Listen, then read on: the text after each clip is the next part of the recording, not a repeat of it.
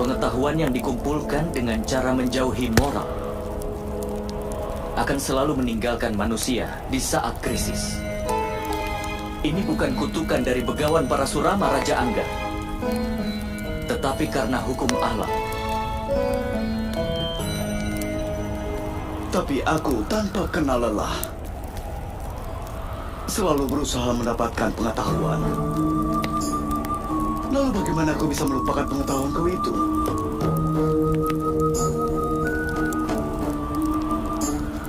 Kenapa kau berusaha untuk mendapatkan pengetahuan itu, Raja Angga? Apakah kau mengerti pentingnya pengetahuan? Saat mendapatkan pengetahuan, apakah kau berkeinginan untuk bisa berguna di masyarakat? Atau kau ingin mendapatkan pengetahuan hanya demi balas dendam atas hinaan terhadap dirimu? Sebenarnya, untuk bisa mendapatkan pengetahuan, seseorang tidak perlu terlalu bekerja keras. Hanya dengan konsentrasi dan pengabdian saja sudah cukup. Pengetahuan adalah kualitas yang tidak sulit dari jiwa. Dan kau itu manusia pintar. Tadi kau bilang, saat memanggil pengetahuan, kenapa pikiranmu tidak bisa fokus?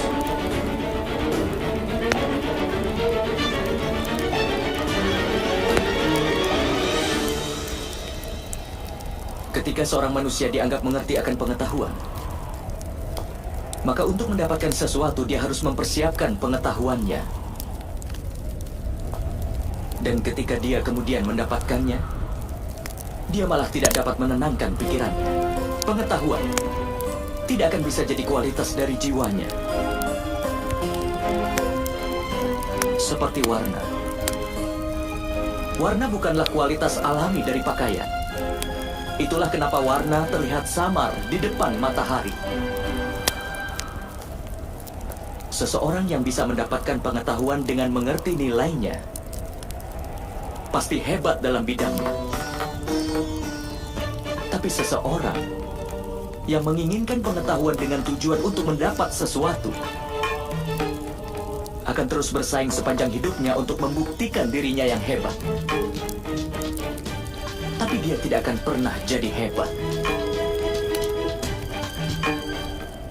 Kau juga punya pengetahuan dengan tujuan tertentu. Meski memiliki perlindungan dari dewa, kau tetap tidak bisa menenangkan pikiranmu. Kau tetap saja ingin bersaing dengan Arjuna yang kini sudah semakin jauh. Nanti aku akan kembali, tapi biarkan aku meyakinkanmu. Aku akan kembali sebagai pemanah yang hebat, dan aku akan menjadi lebih hebat dari semua muridmu. Tujuanmu untuk mendapatkan pengetahuan sudah tidak benar. Jadi kau berpeluang untuk melupakan pengetahuanmu sendiri, Raja Angga. Kenapa aku tidak bisa menjadi yang hebat, Basudewa? Kenapa aku harus berkompromi dengan hidupku ini? Masyarakat ini selalu menghancurkan semua kemungkinanku. Mereka tidak memberikan rasa hormat pada kekuatanku. Mereka tidak mau menerima mimpiku. Mereka selalu menghinaku dengan memanggilku sebagai anak kusir. Pergilah kau anak kusir, dengarkanlah ayahmu, karena dia tahu orang sepertimu tidak punya kemampuan.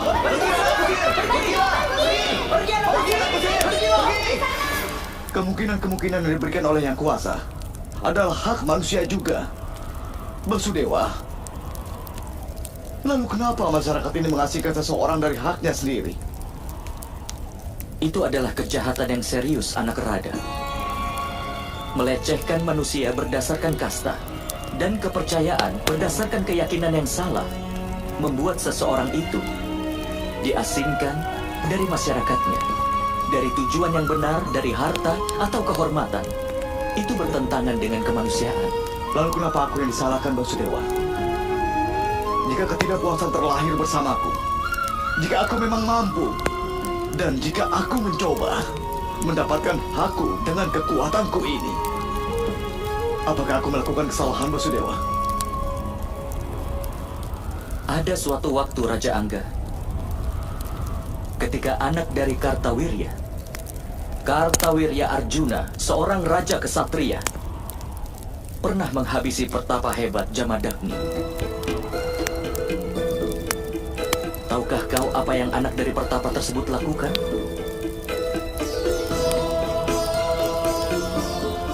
Meskipun menderita, dia bermeditasi. Karena ayahnya sang pertapa hebat telah dihabisi.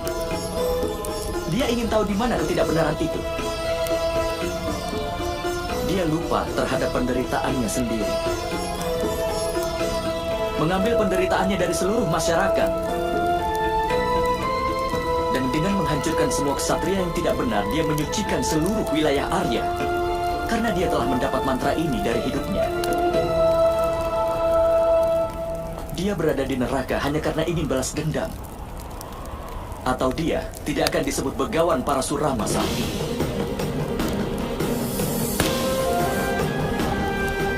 Ya, anak Rada. Kesedihan dan penghinaan yang kau alami adalah hal yang nyata.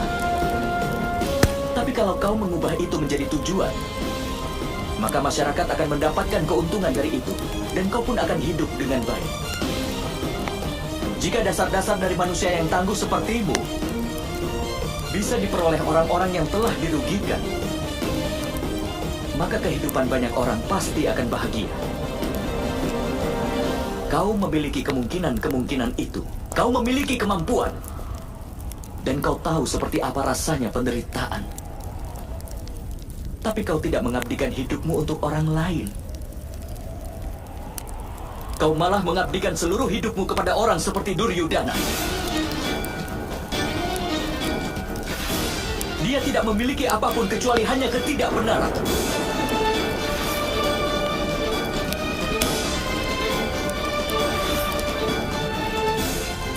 Lihatlah keadaanmu sekarang. Kau tetap saja mendukung Duryudana. Kau juga menjadi bagian dari dosa dari membuka pakaian Pancali. Kau tidak bisa menghargai ibumu sendiri. Kau bahkan mampu menghabisi putra dari adikmu sendiri. Dan hari ini dengan hilangnya kebenaranmu itu, maka hilanglah seluruh pengetahuan dan kepuasanmu itu.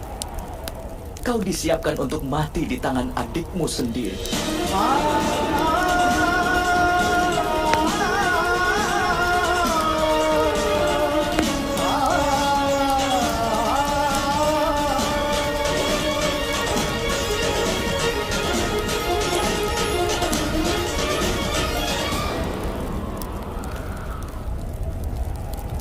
Kau memang benar, Basudewa.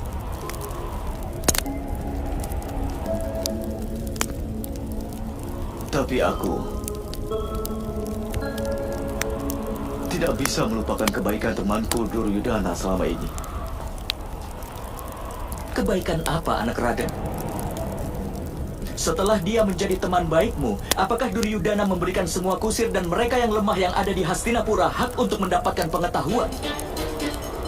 Apakah dia membantu masyarakatnya dari perbuatan jahat dan merugikan? Tidak.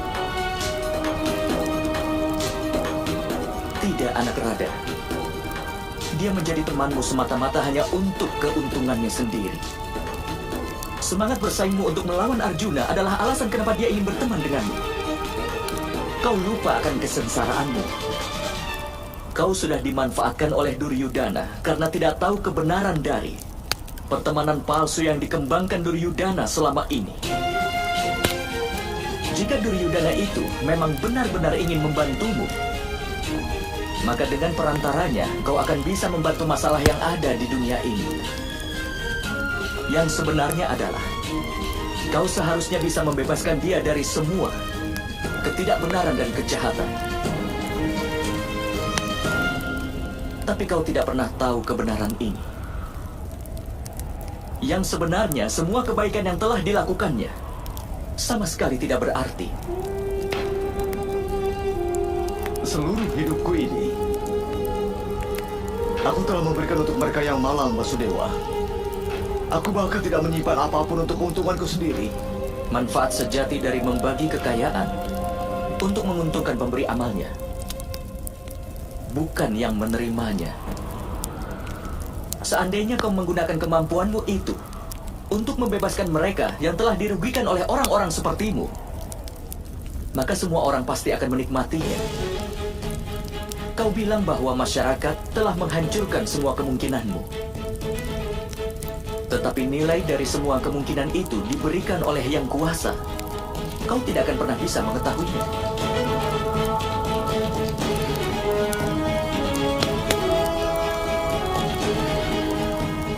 Jangan mengindahkan kebenaran ini.